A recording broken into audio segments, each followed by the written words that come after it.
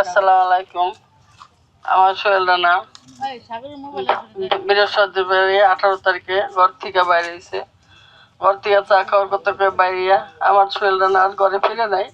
আর সোহেল রানা আমি লাশটাও পাই নাই। আমার সোহেল রানার এখানে আইসা দেখছি এখানে মাটি দিয়েছি। আমার সোহেল রানার বিচার আমি চাই। এই দুনিয়া বাচ্চা থাকতে আমি বিচারটা চাই। আমি সোহেল রানার বিচার চাই। আমি আমার সোহেল রানার বিচার চাই। আমি দুনিয়ার কিছু চাই না। 2 বছরের কাজ বিচার 2 বছর হয়ে গেছে আজকে সোহেল রানা খরচ হয়েছে। আমি দুনিয়াতে আমি আসছি আসছে দেখি আমার সোহেল রানার খবরটা মিশে গেছে মাটির লগে। যদি খবরটা পাকা করে দিত এভাবে মিশে যাইতো না। আমি সোহেলের খবরটার বিচার চাই। এই সরকারের কাছে চাই আমার সোহেল রানা আমি জীবন্ত বাচ্চা থাকতে আমার সোহেল রানার বিচার চাই আমি।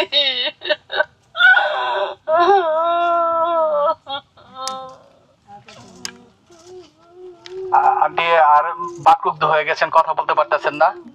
আসসালামু আলাইকুম। আমি জুলাই গণ অভ্যুত্থানে বীর শহীদ মোহাম্মদ সোহেল রানার ছোট ভাই মোহাম্মদ আলভি নাবিল হোসেন। আসলে এখানে কয়টা লাশ ছিল বাকি আমি আপনাকে একটা ঘটনা বলি। আমার ভাই শহীদ মোহাম্মদ সোহেল রানা 18 জুলাই বাসার থেকে বের হয়। 18 জুলাই সন্ধ্যার সময় বাসার থেকে বের হয়। বের হওয়ার পর হাসপাতাল, মর্গ, জেলখানা সব জায়গায় আমার ভাইকে তন্ন তন্ন করে খুঁজেছি, কিন্তু আমার ভাইয়ের সন্ধান পাইনি। আমার ভাইয়ের সন্ধান পেয়েছি 34 দিন পর 21শে আগস্ট আঞ্জুমান মুফিদুল ইসলামের বেওয়ারিশ লাশের তালিকায়। খুনি হাসিনা কেবল আমার ভাইকে হত্যাই করেনি, আমার ভাইকে বেওয়ারিশভাবে দাফন করে দিয়েছে রায়ের বাজার বুদ্ধিজীবী কবরস্থানের 4 নম্বর ব্লগে।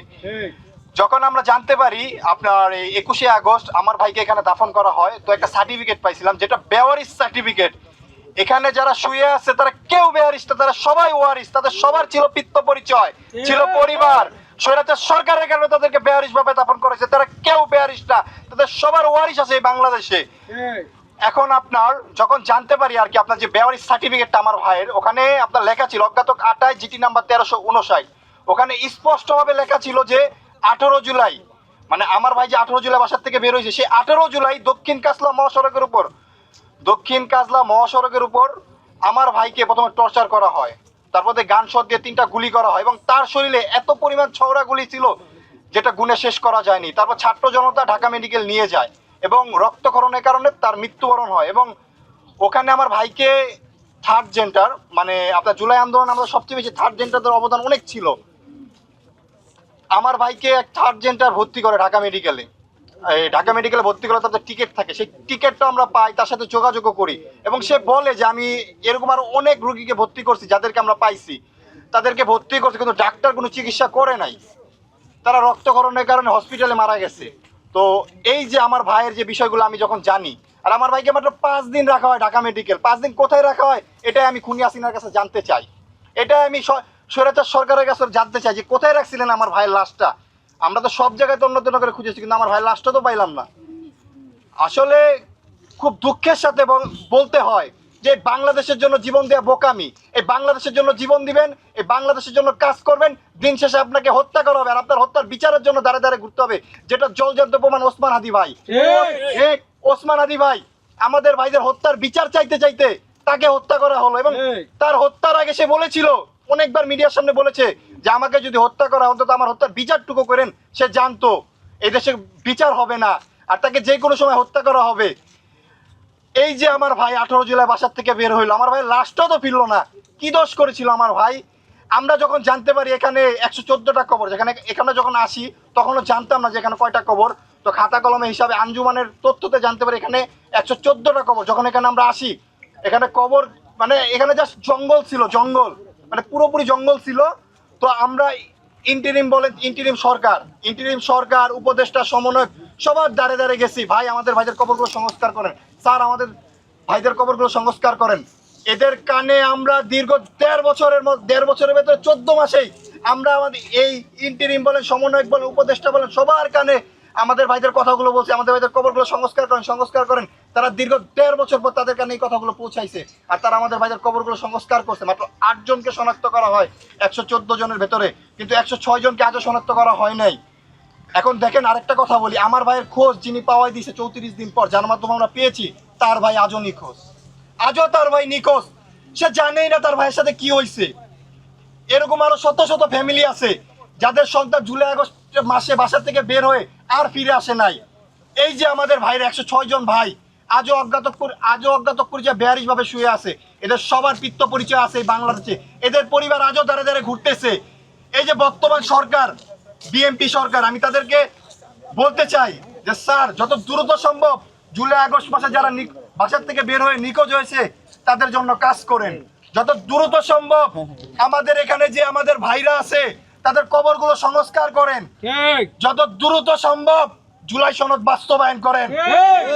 এটা আমাদের শহীদ ভাইদের যে স্বপ্নগুলো, সেই স্বপ্নগুলোর প্রত্যেকটা কথা এই জুলাই সনদে স্পষ্টভাবে লেখা আছে। জুলাই সনদ যদি বাস্তবায়ন না হয় তাহলে আপনারা এই যে গাদ্দারি যদি করেন, আমরা চাই আপনারা গাদ্দারি করেন, আপনারা ক্ষমতায় আসছেন, আমরা চাই আপনারা ক্ষমতা থাকেন, আপনারা আমাদের ভাইদের হত্যার বিচার করেন। আসলে এই দেশে কখনো বিচার হয় নাই। আমি আমার জন্মের পর থেকে আজ পর্যন্ত এই দেশে বিচার দেখি নাই, কিন্তু আমি আমার ভাইয়ের হত্যার বিচার চাই।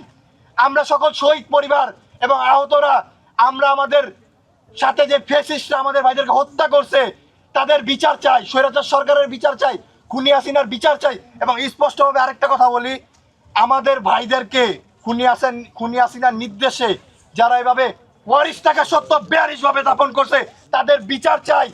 আমরা চাই তাদের যেন জানাজা পর্যন্ত না করা হয়, তাদের এমন বিচার হোক যে বিচার দেখে বাংলাদেশে এরকম কাজ আর কেউ না করতে পারে। আমি লাস্টে আরেকটা কথা বলি, আসলে বলতে গেলে অনেক কথাই বলতে হয়, এখন লাস্টে একটা কথা খুব দুঃখের সাথে বলি। শোনো হে সংসদ, শোনো হে সমাজ, শোনো হে জুলাইয়ের নেতারা, লজ্জা বেচেছো কত দরে, এত এত লাশ মারিয়ে তোমরা মুখ দেখাও কি করে। খুব দুঃখের সাথে এই কথাটা বলতেছি।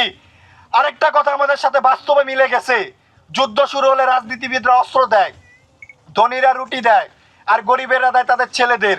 যুদ্ধ শেষ হলে রাজনীতিবিদরা হাত মেলায়, ধনীরা রুটির দাম বাড়ায়, আর গরিবেরা খুঁজে তার ছেলেদের কবর। তার জলজান্ত প্রমাণ আমার পরিবার, তার জলজান্ত প্রমাণ এখানে যারা সাহিত্য হয়েছে তাদের পরিবার, তার জলজান্ত প্রমাণ যারা এখানে আজও বেয়ারিশ ভাবে পড়ে আছে। বর্তমান সরকার থেকে কালকে 16 জুলাই গিয়েছে শহীদ দিবস, বর্তমান সরকার থেকে মুক্তিযুদ্ধ মন্ত্রণালয় থেকে এবং আপনার মুক্তিযুদ্ধ মন্ত্রণালয় এবং জেলা প্রশাসকের থেকে আমাদের ভাইদের জন্য তারা কবর জিয়ারত করতে আসছে, তাদেরকে অনেক অনেক ধন্যবাদ। আচ্ছা, আপনারা কবর জিয়ারত করতে আসছেন, এই যে গণকবরের সাহিত্য যে 8টা পরিবার, এদেরকে কি আপনারা বলতে পারতেন না? একটাবার তো বলতে পারতেন যে আমরা এখানে আসব, আপনাদের তো এটা দায়িত্বের মধ্যে পড়ে। আবার আমি আসছিলাম, আমি কালকে দুপুরবেলা আসলাম, এসে দেখি যে এখানে আমাদের অনেক শহীদ ভাইদের ছবি লাগানো আছে, কিন্তু গণকবরের সাহিত্য যে 8টা শহীদ যাদের দীর্ঘ 1.5 বছর পর শনাক্ত করা হয়েছে তাদের কোনো ছবি নাই। তাহলে কি আমরা ধরে নিব বর্তমান সরকারের কাছে গণকবরের বিষয়ে স্পষ্ট কিছুই ধারণা নাই? মাননীয় প্রধানমন্ত্রী জনাব তারেক রহমান স্যারকে বলতে চাই, যত দ্রুত সম্ভব আমাদের ভাইদের হত্যার বিচার নিশ্চিত করেন, যত দ্রুত সম্ভব ওসমান হাদির হত্যার বিচার নিশ্চিত করেন। যদি ওসমান হাদির হত্যার বিচার নিশ্চিত না হয় তাহলে আমরা কিভাবে আমাদের ভাইদের হত্যার বিচার পাবো? এই মানুষটা আমাদের ভাইদের হত্যার বিচার চাইতে চাইতে তাকে হত্যা করা হলো। এই মানুষটা আমাদের বাংলাদেশের সকল শহীদ পরিবার, আহত বাংলাদেশের প্রত্যেকটা মানুষের জন্য কথা বলছে। তার পরিণতি কি হলো? তাকে দিন শেষে হত্যা করা হলো, তার হত্যার বিচার আজ পর্যন্ত হলো না। তার বিষয়টা এখন সবাই ভুলে গেছে। তাহলে আমি আমার ভাইয়ের হত্যার বিচার কিভাবে পাবো বলেন? আমি তো আমার ভাইয়ের বিচার পাচ্ছি না, এদেশে বিচার হয় না। কিন্তু আমি জনাব তারেক রহমান স্যারকে বলবো যে আপনারা দায়িত্বে আসছেন, আপনারা আমাদের ভাইদের হত্যার বিচার নিশ্চিত করেন আর দেখিয়ে দেন এই বাংলাদেশে বিচার হয়, এই বাংলাদেশে সঠিক বিচার হয়। আর যত দ্রুত সম্ভব জুলাই সনদটা বাস্তবায়ন করেন। আর আপনাদেরকে আরেকটা কথা বলি, এই যে আপনাদের বর্তমান সরকারের জেলা প্রশাসক উত্তর সিটি কর্পোরেশনের, আপনাদের দ্বারা দ্বারা আমরা অনেক গিয়েছি, আমরা বলছি যে আমাদের ভাইদের কবরগুলো সংস্কার করেন। আপনারা স্পষ্টভাবে বলছেন যে আপনাদের ফান্ডে টাকা নাই। আরে ভাই, মিডিয়ার সামনে তো বড় বড় বক্তব্য দিতে পারেন যে আপনারা শহীদদের জন্য এই করবেন সেই করবেন, অথচ বাস্তবে বলেন শহীদদের কবর সংস্কার করতে আপনাদের টাকা নাই। আর আরেকটা কথা লাস্টে বলি, যে আমাদের ভাইদের হত্যার বিচার যদি বাংলাদেশে নিশ্চিত করা না হয় তাহলে জনাব তারেক রহমান স্যার আপনাকে বলতে চাই, আপনাদের সংবিধান অনুযায়ী এদেশের সংবিধান স্পষ্টভাবে লিখে দেন, বিচার চাইয়া লজ্জা দিবেন না। আমরা আর বিচার চাবো না, আমরা বিচার চাবো আল্লাহর কাছে। আল্লাহ হাফেজ, আসসালামু আলাইকুম।